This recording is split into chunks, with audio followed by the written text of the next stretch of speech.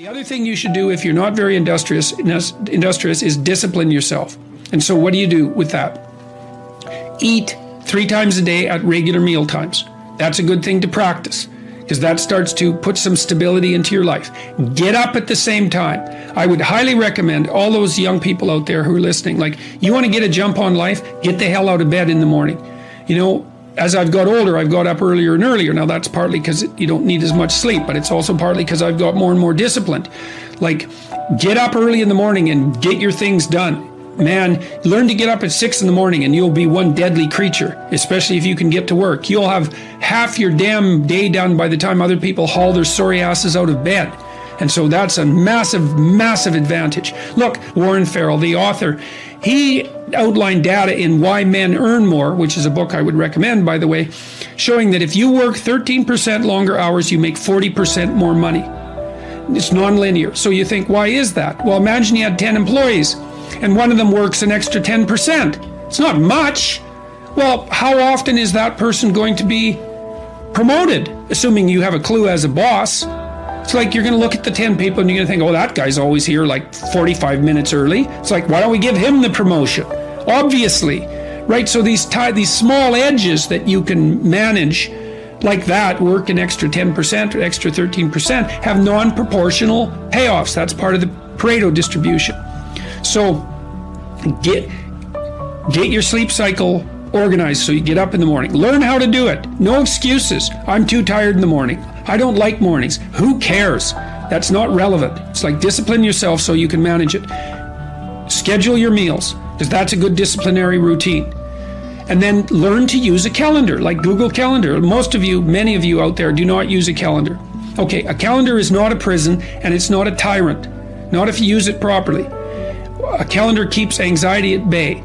It makes sure that you do what you need to do, which is important because otherwise you fall behind. But if you use it properly, it also helps you plan what you want to do. So I could say, well, lay out your damn calendar and design the days you would like to have. That's what your calendar is for. So you can put in all sorts of things in there you want to do and that would be good for you. And that's a really good way to start being more industrious. Make a plan. You need a plan for 3 years. You need a plan for the next year. You need a plan for the next 6 months. You need a plan for the next 3 months. You need a plan for the week.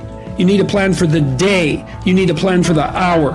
All of that. I make lists constantly of what I have to do. And they're like daily, weekly, monthly, yearly. Right now, I can't look out more than about 6 months, because my life is too complicated and chaotic. But you need a vision of who you could be, what character you could have. 3 to 5 years out, you can't go much farther than that because life is too unpredictable, I think, to make vision that's longer term than that subject to,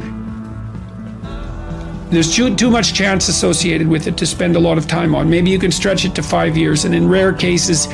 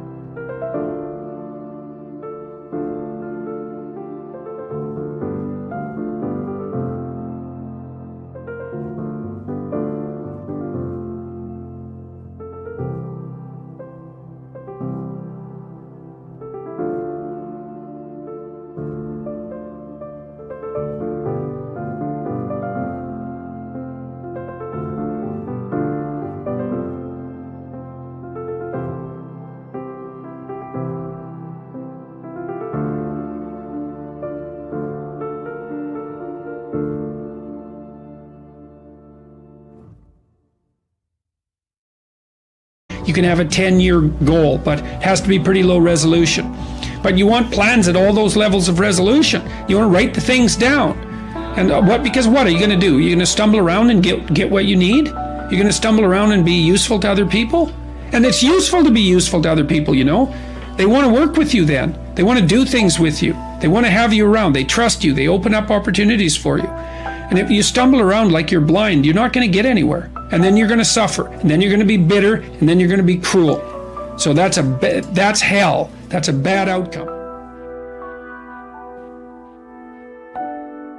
Values aren't created. They're discovered. And they're discovered through a consultation with the parts of yourself that you're not conscious of, that you're not fully conscious of, that aren't articulated, that aren't fully articulated elements of your primary personality. You have to discover what your values are. And you're informed about that, well, partly by other people who will object if your values aren't appropriate, but certainly by a dialogue with yourself and with your conscience. That's a very important thing to know. It's part of the reason why I think that you need to tell the truth, because you're forced to negotiate with yourself to operate properly in the world. And if you've warped yourself, let's say, or some elements of yourself by engaging in self-deception and lies, and you're not now, because of that, you're not who you could be, and you don't live in the world as you should live in it, then when you discuss with yourself what your value should be, it will be as if you're discussing it with someone that you can't trust. And that's not good. Like, you can't afford that. Life is difficult and it contains many pitfalls, and unless you're careful and you sort yourself out properly and you aim high and walk on the straight and narrow path, you don't have a hope of understanding where you should be and at what time when the crisis hits. Part of the question then too is like,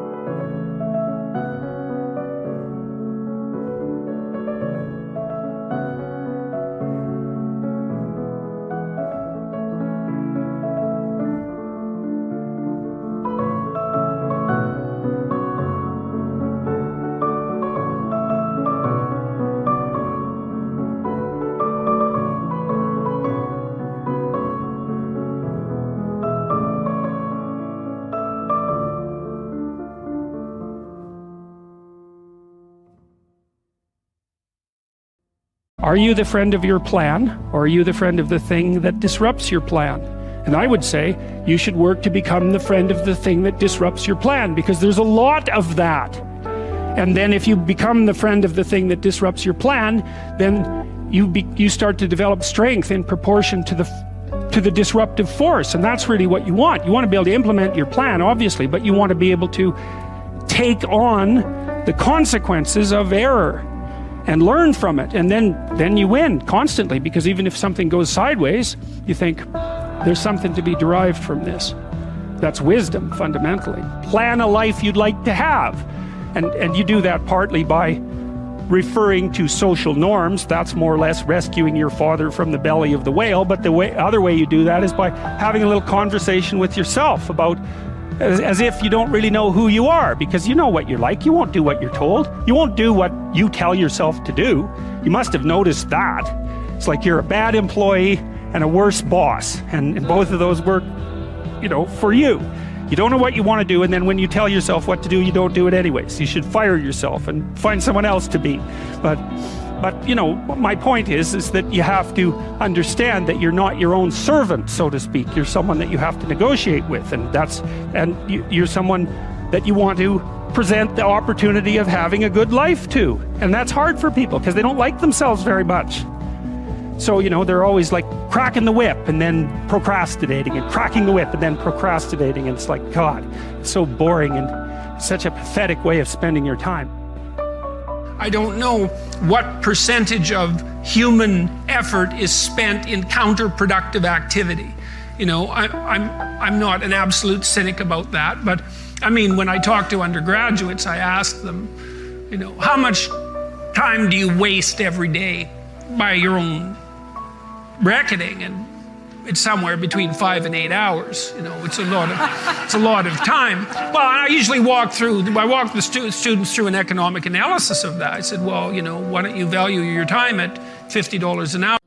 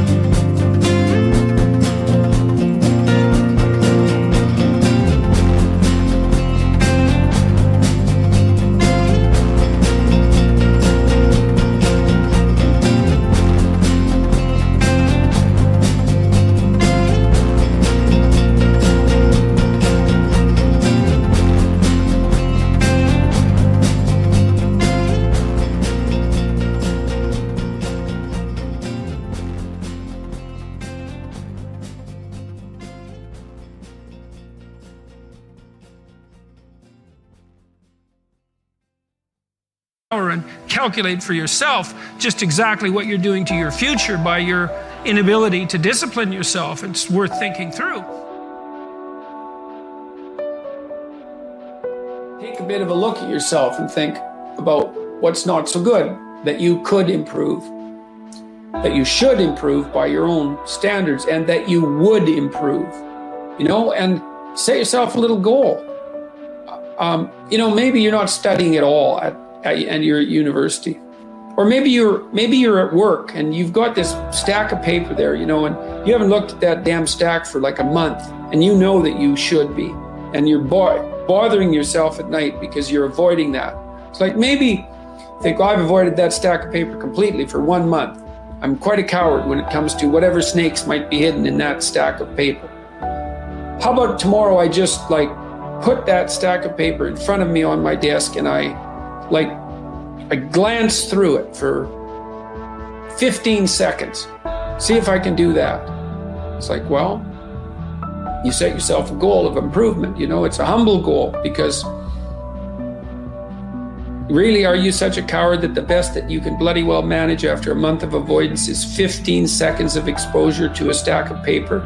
It could easily be. You've been avoiding it, so you're obviously afraid of it, and so the situation could be that dismal and dire. And you might think, well, geez, it's no balm to my ego. It's not fostering the strength of my ego to recognize in myself someone who could only withstand 15 seconds of exposure to that thing I'm afraid of. And so that's a form of humility too. It's like, there's things you could do to improve, and you know what they are. And there's small steps that you could take, that you might take, that would put you in that direction.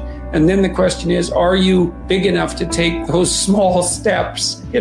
Are you capable of grappling with the fact that you're fundamentally flawed to the point where you have to break things down into almost childlike steps in order to manage them? And the answer to that is, yeah, you are. But if I lay down and I play dead and I stay dead, maybe you'll get sick of being the monster out of my head, under my bed. Think you're something out of my nightmares, standing right there. But if I lay down and I play dead and I stay dead, then will you get bored of killing me? Silhouettes of you are like a taunt. Never really know just what you want. With you I don't ever feel calm. I can feel the sweat inside my palms. Play with me like cats and a string.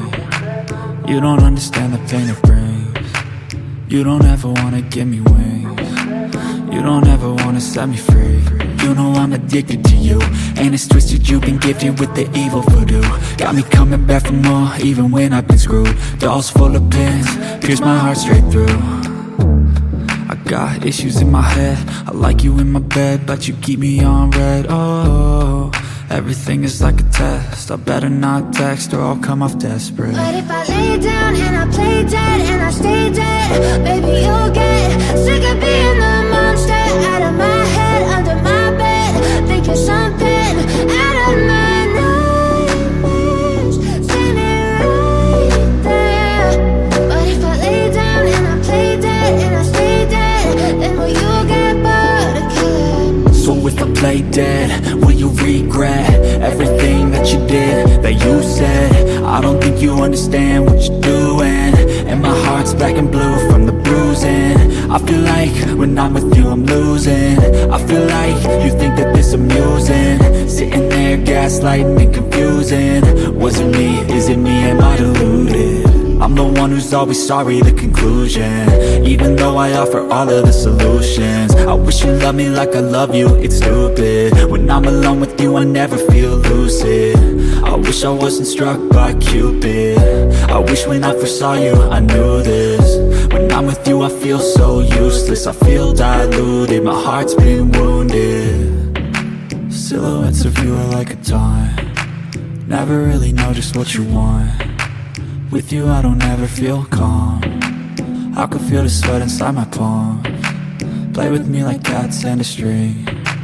You don't understand the pain it brings.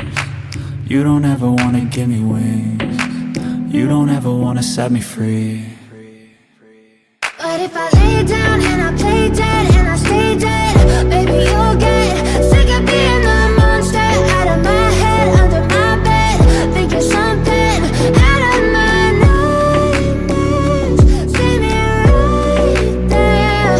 But if I lay down and I play dead and I stay dead, then will you get bored of killing me? Then will you get bored of killing me? Then will you get bored of killing me? Then will you get bored of killing me? Then will you get bored of killing me? And that's the lot of, I don't know if it's the lot of everyone. Most people have things they avoid, and they're afraid of. So I would say to some degree, it's the lot of everyone. People vary in the degree to which they've conquered that. And you do meet people from time to time who are extraordinarily disciplined. But most of the time they've got disciplined in exactly this manner. It's through slow incremental improvement. And then you challenge yourself. It's like, well, could I do this? That would be better.